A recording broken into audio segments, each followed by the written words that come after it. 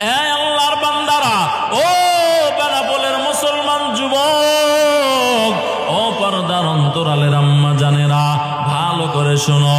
এবার ওমর দরজায় লাথি মাইরা দরজাটাকে খুইলা বোনকে মারা আরম্ভ করলেন আর বললেন, বোন, বাপ দাদার ধর্মে চুলকালি লাগাইয়া কেন মুহাম্মাদের ধর্ম গ্রহণ করেছ? বোনকে পিটাইতেছেন। বোন তো পিটান খাইতে খাইতে অসুস্থ হয়ে গেল। হঠাৎ বোন সাবান খুলে বলেন, এরে ভাই ওমর, পিটাইতে পিটাইতে দুনিয়া থেকে বিদায় করে দাও, কোনো সমস্যা নাই ভাই আমার, কিন্তু আল্লাহর নবীর হাতে যে ইসলাম গ্রহণ করেছি, কালিমা কোনোদিন ছাড়ব না। আল্লাহর বান্দি, ও আম্মা জান, খাজা মঈনুদ্দিন চিশতি আজমিরির মাও একজন মা, আপনিও তো একজন নারীর আম্মা জান। আমি যেই মায়ের পেটে জন্ম নিয়েছি, আমার মাও তো একজন মা, আপনিও মা। এরে আম্মা জান, আপনার সন্তান কেন ভালো হয় না? গাছ ভালো তো ফল ভালো হবে, ওস্তাদ ভালো ছাত্র ভালো হবে, মা বাবা যদি ভালো হয়ে যায়, আমি বান্দা বলে গেলাম 100-তে 100% অবশ্যই সন্তান ভালো হবে। আল্লাহর বান্দারা, মায়ার নবীকে আমার আল্লাহ বলেন, ও পয়গম্বর উঠা, আল্লাহ তাআলা বলেন, ও পয়গম্বর কম্বলওয়ালা উঠেন, উঠা আমি আল্লাহর সামনে দণ্ডায়মান হয়ে যান। নবী আমার তাহাজ্জুদের মুসাল্লা বিছাইয়া, যেই নবীর কোনো গুনাহ নাই, আগের গুনাহও মাফ, পরের গুনাহও মাফ, এমন নবী দাঁড়াইয়া দাঁড়াইয়া কোরআন দিয়ে আল্লাহর সাথে কথা বলে। আর ওইদিকে আবু জাহাল, উতবা, সাইবা যারা আছে, কারণ মায়ার নবীর কণ্ঠ এত সুন্দর। ও আল্লাহর বান্দারা, পৃথিবীতে এত কণ্ঠ সুন্দরওয়ালা মানুষ আল্লাহ দুনিয়াতে বানায় নাই। মায়ার নবীর চেহারা এত সুন্দর, যেই নবীর চেহারা দেখলে সাহাবায়ে কেরাম বলেন 7 দিনের ক্ষুধা আমাদের নিবারণ হয়ে যাইত। শানিদা কায় বুয়াদ মানন্দে দিদা, তোরা দিদা ওয়ুসুফরা শানিদা।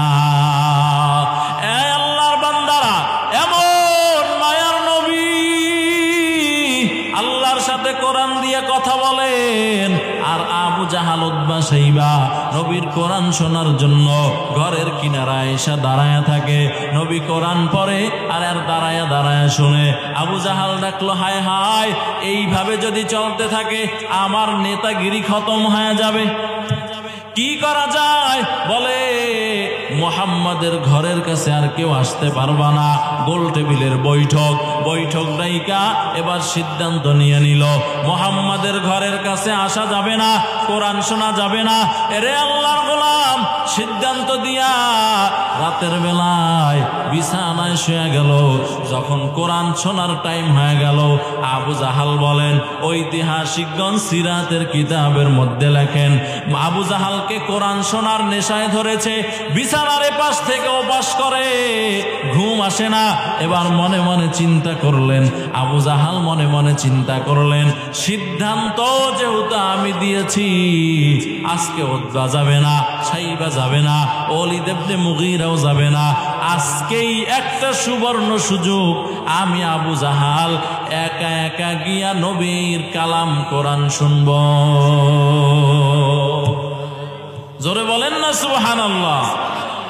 আল্লাহর বান্দারা, আবু জাহাল চলে গেলেন কোরআন শোনার জন্য। কোরআন শুনতে গিয়া হঠাৎ পিঠের সাথে আর একজনের পিঠ লাগছে। কয়, মানান্তা তুমি কে? কানা সাইবা। মানান্তা তুমি কে? কানা উতবা। ও আল্লাহর বান্দারা, তাকায় দেখে সব সূরারা এক জায়গায় হয়ে গেছে। সুবহানাল্লাহ। কোরআন শুনতে এরা পাগল ছিল, অথচ বেঈমান। দিনের বেলায় নবী মুহাম্মাদের বিরোধিতা করে, আর রাতের বেলায় নবী মুহাম্মাদের কণ্ঠের তেলাওয়াত শোনার জন্য যায়। আবু জাহাল দেখলো, হায় হায়, এভাবেও তো বন্ধ করা যায় না। আবার গোল টেবিলের বৈঠক। এই উতবা, সাইবা আজকে থেকে আমরা তো কেউ যাবই না, আর মুহাম্মাদের কোরআন শোনার জন্য যাতে ভিন্ন কোনো মানুষ না যায়, এজন্য রাস্তার মোড়ে মোড়ে কর্মচারী ঠিক করে দিয়েছেন। কর্মচারীরা দাঁড়াইয়া এরা বলে, এই শুনছো মক্কায় একজন পাগলের আবির্ভাব হয়েছে। কি আউযুবিল্লাহ না নাউযুবিল্লাহ? জোরে বলেন না নাউযুবিল্লাহ। মোহাম্মদ কি পাগল নাকি? জোরে বলেন। আল্লাহর বান্দারা, রাহমাতুল লিল আলামিন সাহাবায়ে কেরাম বলেন, নবীকে পাগল বলবে তো দূরের কথা, নবীর চেহারা মোবারক দেখা বহু সাহাবায়ে কেরাম বেঈমান নবীর চেহারা দেখাই কালিমা পড়ে মুসলমান হয়ে গেছে। ইমামুল আউয়ালিন আল আখিরিন বহরে সাদকা রাহমাতাল লিল আলামিন। ইমামুল আউয়ালিন আল আখিরিন নূরে আলম রাহমাতাল লিল আলামিন। এবার আবু জাহিল্লা কর্মচারী ঠিক করে দিল। এরা রাস্তার মোড়ে মোড়ে দাঁড়াইয়া বলে, ও মক্কার মানুষ, মক্কায় একজন পাগলের আবির্ভাব হয়েছে, এর কাছে যাইবা না, এর কথা শুনবা না। আমগো দেশে কয় ছোট ছোট বাচ্চাদেরকে বল্লার ভাষা দেখাইতে হয় না, দেখাইয়া যদি বলেন এখানে ঢিল চুরবি না, ওরা আরো বেশি কইরে চুরে কথা বলে না। আল্লাহর বান্দারা, মক্কার মানুষেরা চিন্তা করলো, রাস্তার মোড়ে মোড়ে দাঁড়াইয়া আমাদেরকে অ্যানাউন্স করতেছে মক্কা একজন পাগল আসছে, এর কাছে যাইবা না, এর কথা শুনবা না, একটু গিয়ে দেখি পাগলটা কেমন কি বলে। ও আল্লাহর বান্দারা, এবার দলে দলে দলে দলে মক্কার মানুষেরা নবী মুহাম্মাদের কাছে যায়, আর নবীর চেহারা মোবারক দেখা নবীর কোরআনের তেলাওয়াত শুইনা দলে দলে কালিমা পয়রা বাড়িতে আসে। আবু জাহাল ডাকলো, না না, এভাবেও দমানো যায় না, এরে আল্লাহর গোলাম। এবার আবু জাহাল আবার গোল টেবিলের বৈঠক ডাকলেন, ডাইকে বলতেছে, ভাতিজারে তো থামানোই যায় না, তার দৈনিক মানুষ বাড়তেছে দলে দলে, এরে আল্লাহর বান্দা এবার কি করা যায়?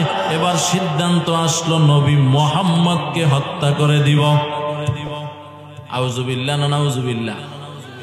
আবু জাহিল্লার সাথে আর সৈরাসার হাসিনার সাথে পরতে পরতে মিল, কথা বলে না, ঠিক নেই? আমার কাছে কেমন জানি মনে হয় সৈরাসার হাসিনার বাপ আবু জাহিল্লার বংশধর। কথা বলেন না কেন? আল্লাহর বান্দারা, এই কথা কেন বললাম জানো? বাংলাদেশের 16 বছর রাতের ভোটে যিনি এমপি আর প্রধানমন্ত্রী ছিলেন, এ যখন দেখলো আল্লামা মামুনুল হক, মাওলানা হাফিজুর রহমান চরমনার হযরত, এরপরে বাংলাদেশের ইসলামী দলগুলার মানুষের এত ভিড়, কোন অনুষ্ঠান দিলে, মাহফিল দিলে মানুষ সেখানে জমায়েত হয়ে যায়। ও আল্লাহর বান্দারা, এবারই হাসিনা কি করলেন? ফ্যাসিস্ট হাসিনা এবার আলেমদেরকে, নিরহ আলেমদেরকে জঙ্গির তকমা লাগাইয়া গ্রেফতার করে আয়না ঘরে ঢুকায় দিলেন। কথা বলে না কেন? এরে আল্লাহর বান্দারা, আবু জাহিল্লাও চিন্তা করলো ভাতিজারে বাঁচায় রাখা যায় না, পুরস্কার ঘোষণা করলেন, এ আল্লাহর বান্দারা, যে হত্যা করবা নবী মুহাম্মদকে, তাকে 100 লালুস দেওয়া হবে। ও সময় ওমর মুসলমান হয় নাই। ওমর দাঁড়ায় বলে, আবু জাহাল, আমার অ্যাকাউন্টে জমা করে দাও 100 লালুস। এই যে নাঙ্গা তরবারি বের করলাম, নবী মুহাম্মদের গর্দান ফালায় দিব। দৌড় আরম্ভ করলেন। পথের মধ্যে সাহাবীর সাথে দেখা হয়ে গেল। সাহাবী বলেন, এই ওমর, কই যাও? এবার ওমর বলতেছেন, তোদের নবী মুহাম্মদের গর্দান আনার জন্য যাইতেছি। এবার সাহাবী বলেন, ওমর, নবীর গর্দান পরে আনিও,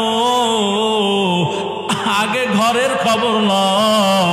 তোমার বোন আর ভগ্নিপতি প্রতি মুসলমান হয়ে গেল, এদের বিচার করো।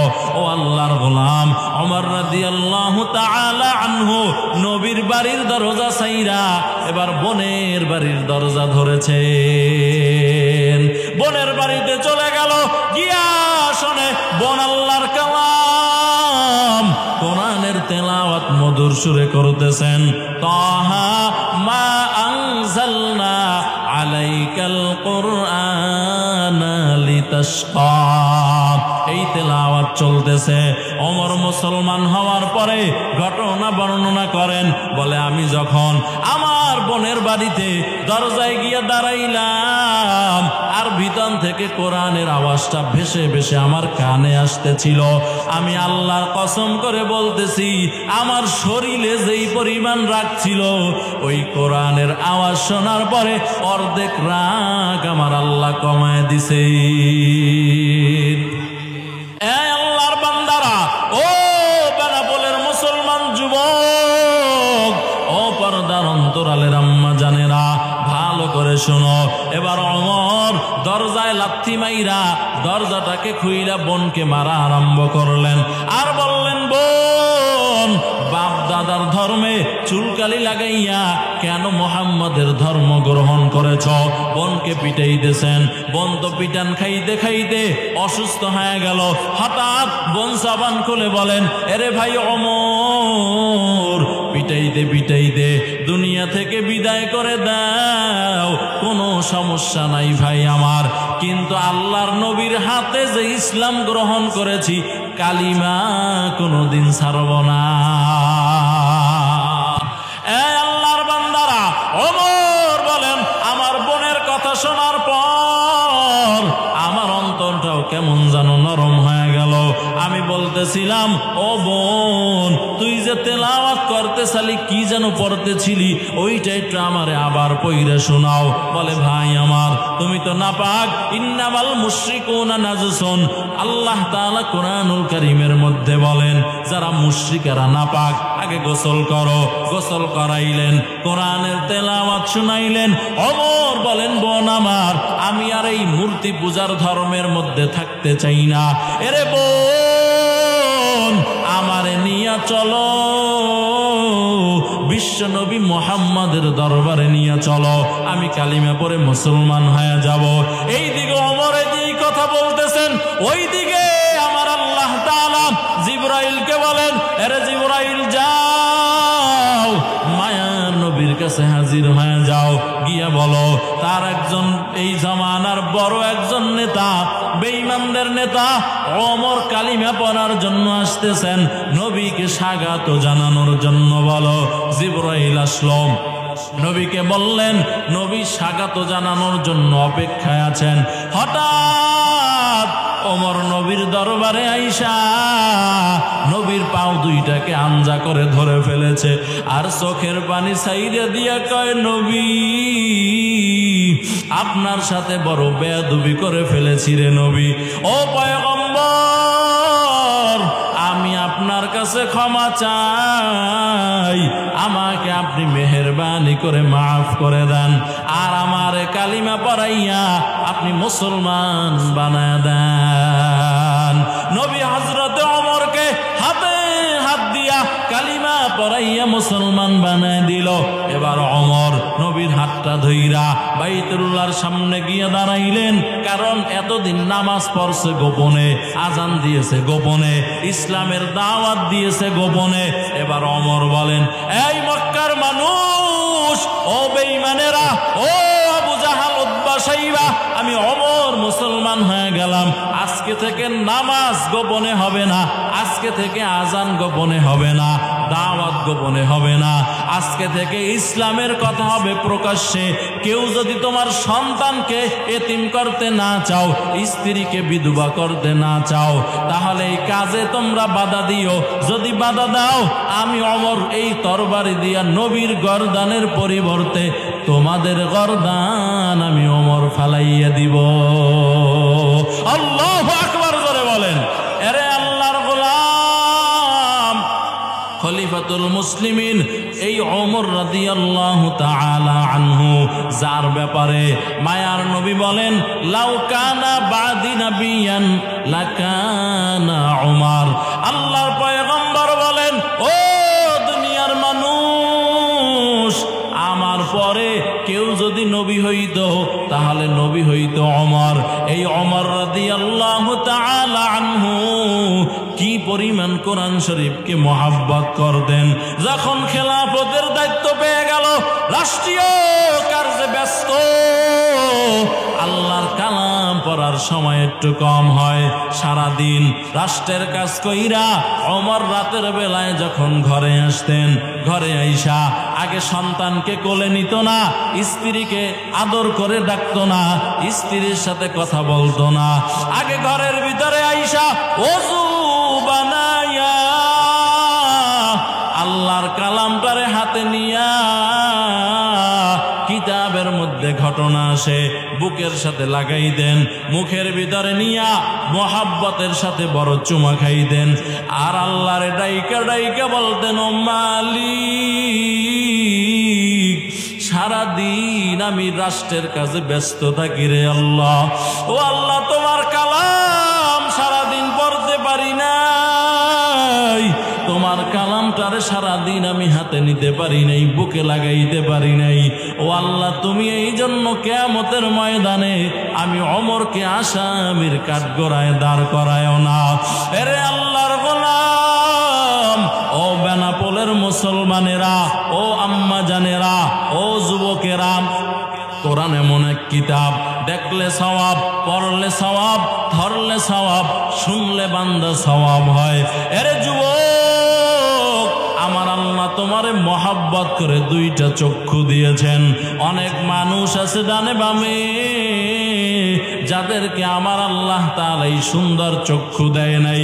এই সুন্দর পৃথিবী এরাই দেখতে পারে না, যাদেরকে আমরা অন্ধ বলি। ও যুবকেরা, এই চোখ দিয়া মোবাইলের গুনাহ করিও না, দুনিয়ার গান্দা নারীদেরকে দেখা চোখের খেয়ানত করিও না। এই চোখ দিয়া আল্লাহর কালাম কোরআনুল কারীম দেখো রে বাবা। ও যুবকেরা, ও বৃদ্ধ বাবাজিরা, যদি বলেন হুজুর কোরআন পড়তে পারি না, আপনি একটা কোরআন সকাল আর বিকাল হাতে নিয়া এরপরে কোরআনের লাইনে লাইনে লাইনে লাইনে আঙ্গুলটা ঘুরান আর বলেন, হাজা কালামু রাব্বি, এটাই তো আমার আল্লাহর কালাম, আমি বান্দা পড়তে জানি না। এতটুকু মহব্বত যদি তোমার সাথে থাকে রে বান্দা, এই কোরআন তোমাকে কবরের মধ্যেও বান্দা ভুলবে না। মায়ার নবী বলেন, ও উম্মতেরা, যেদিন দুনিয়া থেকে বিদায় হইবা, আজকে তোমার আপনজনের দুনিয়ার মধ্যে কোনো অভাব নাই। তোমার স্ত্রী তোমার আপন, তোমার সন্তানেরা তোমার আপন, তোমার মা বাবা আপন, তোমার বন্ধু বান্ধব আপন। হঠাৎ আল্লাহ না করুন আজকে রাত্রে বান্দা যদি তুমি মরিয়া যাও, আমি মরিয়া যাই, আমার মা বাবা এত মহব্বতের মা বাবা, এরাও বলবে না আমার সন্তানের লাশটা অন্তত 2-4 দিন উপরে থাকুক। এরে যুবক, অবৃদ্ধ বাবাজি, যেই সন্তানের জন্য মাথার ঘাম পায়ে ফালাইছো, ওই সন্তানেরাও বলবে না আমার বাবার লাশটা 2-4 দিন উপরে থাকুক। যেই স্ত্রীর সাথে 40-50 বছর একই বিছানায় ঘুমাইছো, ওই বিবিও বলবে না আমার স্বামীর লাশটা অন্তত 2-4 দিন উপরে থাকুক। সবাই তোমার কেমন যেন পর হয়ে যাবে। ও আল্লাহর গোলাম, কেউ দৌড়াবে বাঁশ কাটার জন্য, কেউ দৌড়াবে বড়ই পাতা দিয়ে পানি গরম করার জন্য, কেউ দৌড়াবে কবর খনন করার জন্য, কেউ দৌড়াবে কাফনের কাপড় কেনার জন্য, কেউ যাবে ইমাম সাহেবের নিকট গিয়া বলবেন, ও ইমাম সাহেব হুজুর, আমার বাবার জানাজা না পড়াই আপনি কোথাও যাবেন না। এরে আল্লাহর গোলাম, ও বেনাপোলের মুসলমানেরা, একটু চক্ষু দুইটাকে বন্ধ করিয়া দাও, একটু অন্ধকার কবরের কথা স্মরণ করো। চোখে চোখে পানি না আসলে কান্নার বাহানা করো। আমার আল্লাহর কাছে তৌফিক চাও রে বাবা। এরে আল্লাহর গোলাম, সবাই তোমার আমার কেমন যেন পর হয়ে যাবে। কেউ আমারে উপরে রাখবে না, তোমারে উপরে রাখবে না। কেউ তোমাকে গোসল করাবে, কেউ সাদা কাপড়ের প্যাকেট বানায় দিবে, কেউ খাটিয়ার উপরে তুলবে। সবাই জানাজার নামাজ পড়াইয়া দুইজন তোমার আমার কবরে নাইমা, ওই অন্ধকার কবরে তোমার আমার লাশটারে রাইখা আমার আপন সন্তানও কবর থেকে লাফ দিয়ে উঠে যাবে। বাঁশের চালিগুলা দিয়া, বরফ পাতা দিয়া, মাটিগুলা চাপা দিয়ে দিয়ে চলে আসবে। এরে আল্লাহর গোলাম, এবার কবরে তুমি আমি বড় একা। নবী আমার বলেন ওই কবরের ভিতরে এবার মুনকার আর নাকির প্রশ্ন করার জন্য আসবেন। মান রব্বুকা ওমান দীনুকা ওমান নবিয়ুকা। এরে বান্দা, রবের পরিচয় দাও, ধর্মের পরিচয় দাও, রাহমাতুল লিল আলামিনের পরিচয় দাও। ও আল্লাহর গোলাম, ওই সময় তোমার সাথে যদি কোরআনের সম্পর্ক থাকে, কোরআন তোমার মাথার কিনারায় দাঁড়াইয়া যাবেন। দাঁড়াইয়া কোরআনের জবান আমার আল্লাহ খুলে দিবেন। কোরআন বলবেন, ও দয়ার মালিক, এই বান্দা দুনিয়াতে আমারে ভুলে নাই। এই বান্দা কোরআন ওয়ালাদের সাথে মহব্বত ছিল। এই বান্দা কোরআন পড়তে পারে নাই, তবে আমি কোরআনকে সকাল আর বিকাল উল্টাইয়া উল্টাইয়া দেখেছে, আফসোস করেছেন। এই বান্দার সন্তান কোরআনের আলেম, কোরআনের হাফেজ। এইটা বইলা বইলা কোরআন মাথার কিনারায় দাঁড়ায় যাবে। বান্দা যদি নামাজি হয়, নামাজ ডান দিকে দাঁড়ায় যাবে। রোজাদার হলে রোজা বাম দিকে দাঁড়ায় যাবে।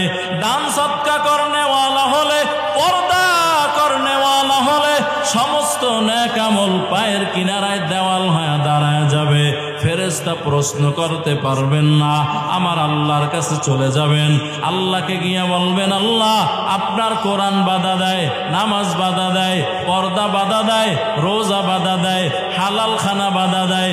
এই বান্দারে তো প্রশ্ন করতে পারি নাই। আমার আল্লাহ তাআলা বলবেন, ও ফেরেশতা, কোরআন বাধা দেওয়ার অর্থ হলো কেমন জানো আমি আল্লাহই বাধা দেওয়া। এরে ফেরেশতা যাও, এই বান্দারে বিনা হিসাবে আমি জান্নাত বানায়া দিলাম। আর পক্ষান্তরে যেই বান্দা দুনিয়াতে নামাজ পড়ে নাই, রোজা রাখে নাই, পর্দা করে নাই, হালাল খায় নাই, নিজেরা ইলমে দ্বীন অর্জন করে নাই, সন্তানদেরকে মাদ্রাসায় পড়া নাই, কোরআন শরীফের সাথে সম্পর্ক রাখে নাই, এমন বান্দা যখন কবরের ভিতরে শুয়ে যাবে, ফেরেশতা প্রশ্ন করবেন, মান রব্বুকা ওমান দীনুকা ওমান নবিয়ুকা। এরে বান্দা, রবের পরিচয় দাও, ধর্মের পরিচয় দাও, রাহমাতুল লিল আলামিনের পরিচয় দাও। ওই সময় ওই বান্দা বলবেন, হা হা লাদরি, আমি তো কিছুই জানি না, কিছুই বুঝি না। ও ফেরেশতা, তুমি কি বলতেছ? এরে আল্লাহর গোলাম, আমার আল্লাহ তাআলা ওই সময়ে বলবেন, ও ফেরেশতা, এই বান্দারে আমি কত নিয়ামত দিয়া বানাইলাম, কিন্তু নাফরমান আমি আল্লাহ তাআলারে চিনে নাই। এই নাফরমানের দৈনিক আমি 5 বার মুয়াজ্জিন দিয়া ডাকলাম, এরে বান্দা না,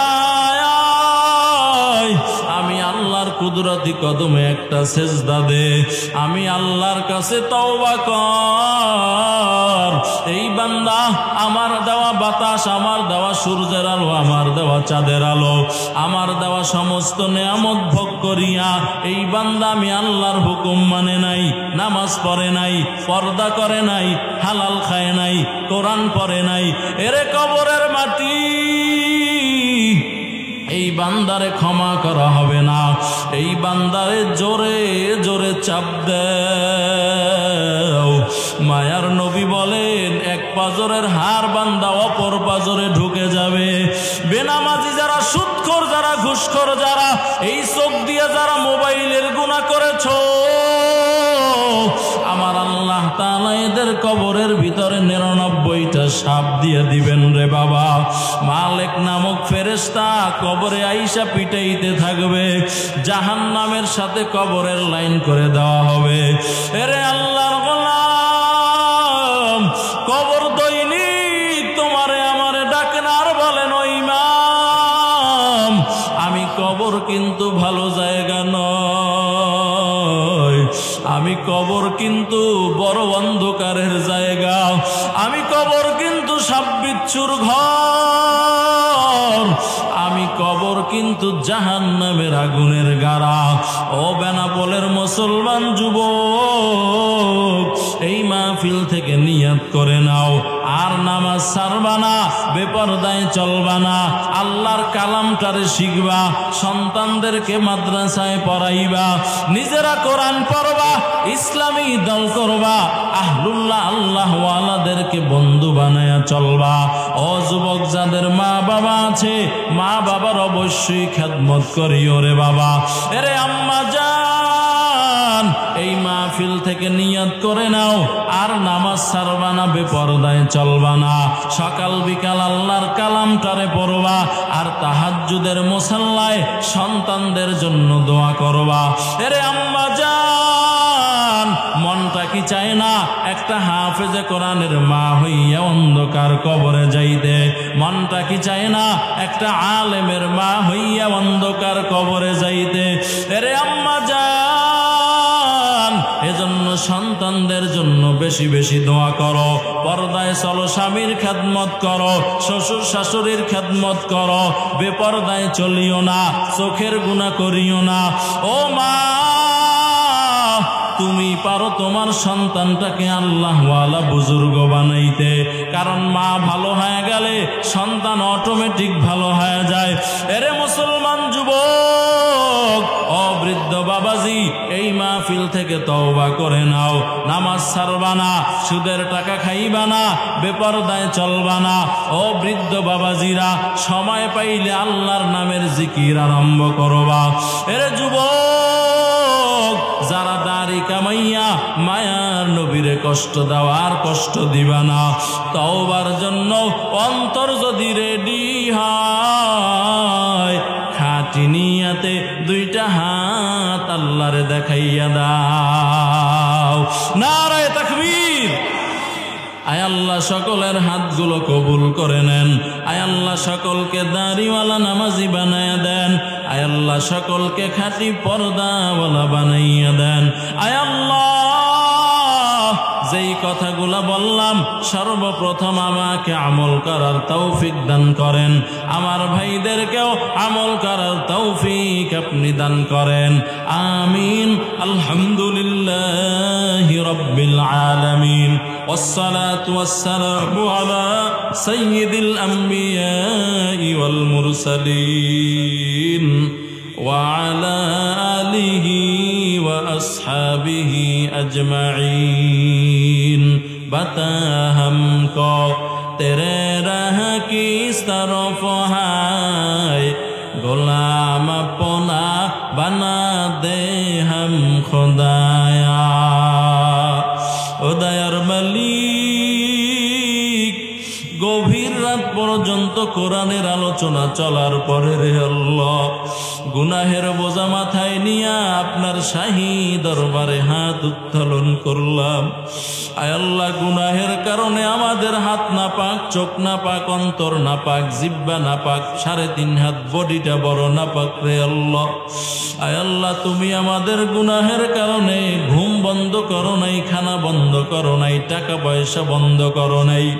ও দয়ার মালিক, তোমার মতো আপন বন্ধু কেউ নাই। ও আল্লাহ, মেহেরবানি করে গোপন অবস্থায় আমাদের জিন্দেগীর সব গুনাহগুলো মাফ করে দেন আল্লাহ। আয় আল্লাহ তাআলা, আমরা যারা হাত তুলেছি, আমি জানি না কার মা নাই, কার বাবা নাই। ও যুবক, যারা মা হারাইছো, বাবা হারাইছো, চোখের পানি সাইরা মা বাবার জন্য দোয়া করো। ওয়াকুর রাব্বির হামহুমা কামা রাব্বায়ানি সাগীরা। ও আল্লাহ, মা বাবার কবরকে রওজাতুম মিন রিয়াজিল জান্নাহ বানায় দেন। ও দয়ার মালিক, আপনি আপনার দরজা থেকে আমাদেরকে ধাক্কা দিয়ে তাড়াইয়া দিয়েন না রে আল্লাহ। ও ভাইয়েরা, যারা হাত তুলেছেন একটু আল্লাহর কাছে কান্না করার চেষ্টা করেন। কান্না না আসলে কান্নার বাহানা করো, আর আল্লাহর কাছে তৌফিক চাও। ও দয়ার মালিক, গুনাহের কারণে আমার দিলটা বড় শক্ত, চোখে পানি নাই। ও আল্লাহ, তুমি কান্নাওয়ালা চক্ষু দান করো আল্লাহ। এ জীবনে না করিলাম বন্দেগি, গুনাহ করে কাটাইলাম জিন্দেগি, গুনাহ করে কাটাইলাম জিন্দেগি।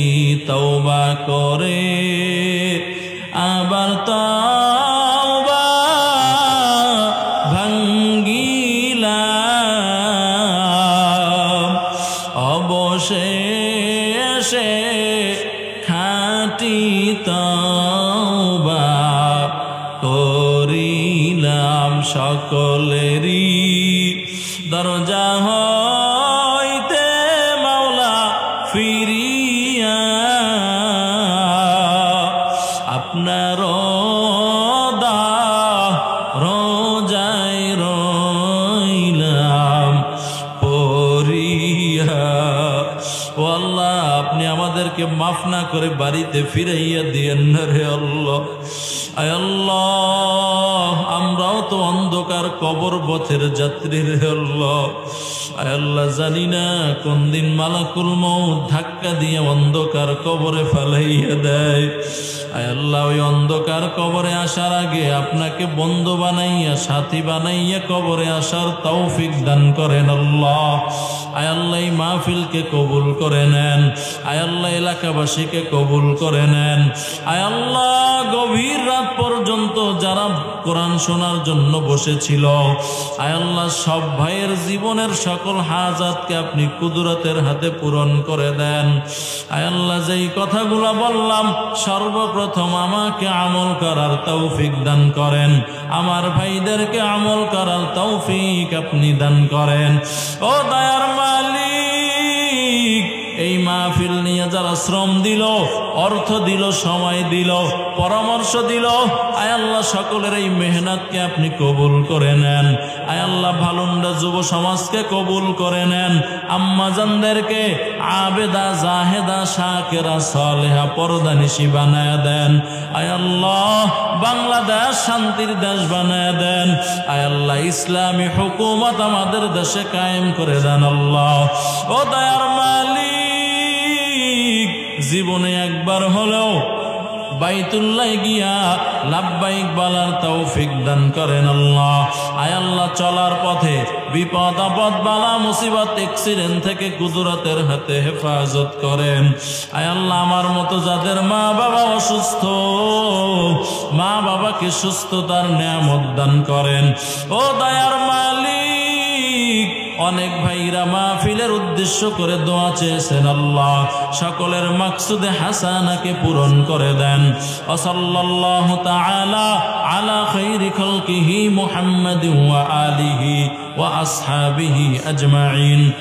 আমিন আমিন আমিন। আলহামদুলিল্লাহি রাব্বিল আলামিন।